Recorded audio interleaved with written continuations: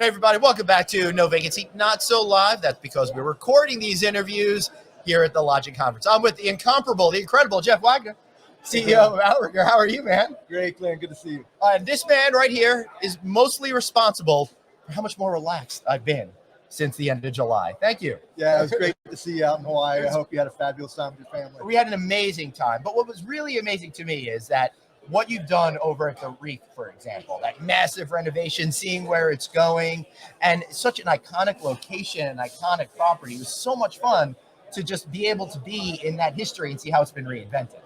You know, Glenn, it's easy to do a renovation. Yeah. You know, you hire a designer, you go in, you do new, carpet, new bedspreads, whatever it may be, right? But when you do something like this where you want it to be authentic, you want it to feel like Hawaii, you've got to spend a little bit more time curating the property. And so we went out and hired artists, local artists, to be able to create some of what was happening in this property. Right, such as that incredible mural that you have. And I'm going to use a little, something you told me. So it's not like I do this on my own, but made out of the ropes. And they're all how they were found organically. They're all different colors because of the way that they were aged in the location.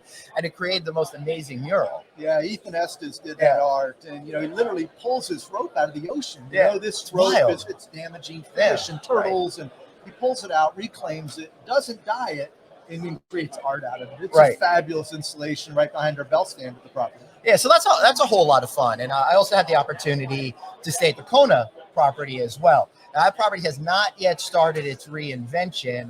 The GM over there and I were talking a little bit about it, but from what I saw, the bones are amazing. It's like a real old school classic vibe about it. What was it, like late 60s or something that was originally built? And you've got so much to work with. How are you going to take that and make it something super magical? That property is just screaming to have more to do. And so one of the things that we noticed at the property is we'd go in when we were visiting early on, people would get up in the morning, they would leave, they'd come back at night. Right. So I did not do that, by the way. Thank you. I appreciate that. But we created kind of what we call the cruise ship effect. Right. We want to create an environment where there's something for everybody. So we've got a teen center. We've got a kids club that we're creating. We're also going to be doing an adult pool versus just a family pool. We're actually doing a kids splash pad outside. That's as well. pretty cool. We've got an amazing luau at the property. Yep. You can see the manta rays. I mean, there's something to do all day long in this property. So we're excited about transforming. Not only that, but my son Ben took lessons in Hawaiian. So that was really cool. That's great. The culture at this property is just amazing. The history. King Kamehameha III was actually born on this land. The birthing stone is still there. So I didn't notice that. History. That's pretty cool. Rich in history. I did see a lot of meerkats, though, I think. Was that right? There's a lot of cats. There's definitely cats. There's all sorts of... all kinds of cats and muskrats. Yeah, that's a muskrat. The mongoose. That's what I saw. Those things are not native to Hawaii, but adorable. Yeah. I will tell you. So what are you thinking about now in the future? We're here at the Lodging Conference. Everyone seems really bullish about where we're at. Is that real in your world, too? I think so. Our pipeline is really full, so we're excited about the future. But there's a lot of headwinds out there. When you look at trying to secure debt and financing today, it's complicated. And so you've got to really have an appetite to get out there and search and find the appropriate debt to put a deal structure together. Yeah, so your situation is probably a little bit different because you're not here in the mainland United States. You're in Hawaii, Pan-Pacific type of universe. So what are the fundamental differences between when you're thinking about developing a property out there compared to what a lot of the folks in this room are doing?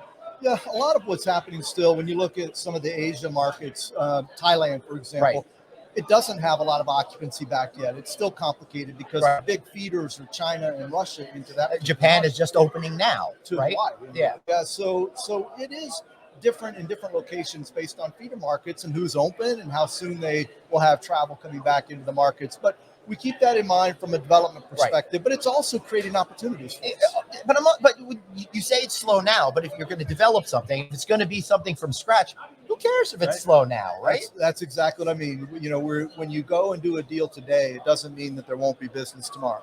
Right. So we're looking at opportunities today because the business levels have been so low. There's opportunities out there with plenty of hotels in the market and resorts in the market. So we're excited about the future there. What makes me curious, though, again, focusing on the men and women in this room, is that a lot of times people look at today's economic environment and make decisions based on it today, as opposed to extrapolating where they think it's going to be when their property is actually open or renovated. Yeah, Glenn, what I've heard more of is really the debt situation and financing, because if you can't get debt or financing a property, then you potentially don't buy it. Right. And so I think that's the more complicated aspect today. I think everybody wants to go out and do a deal. Everybody's finding opportunities that they like. And unless the opportunity or the prices of some of these assets come down, it's going to be difficult to finance them. So I think that's the bigger issue, is whether or not you can actually get a deal across the goal line. So luckily, KSL Capital Partners is such an amazing partner for us at Outrigger. It's great to have them behind us, helping us find those solutions. That's awesome. Any other final thoughts? No, we're looking forward to having you back in Hawaii. It was great to be able to see you there. It was great. I got to get to Japan, so I want to get to Hawaii, adjust, and then go on to Japan. All right, let me go find a hotel there, and as soon as we do, I'll have you out. All right? Awesome. I guess we got a deal. All right, everybody, thanks for watching a special edition of No Vacancy News today. Because this is not a live show, I'm Glenn Hausman. That's Jeff Wagoner. Check out novacancynews.com. Thanks so much.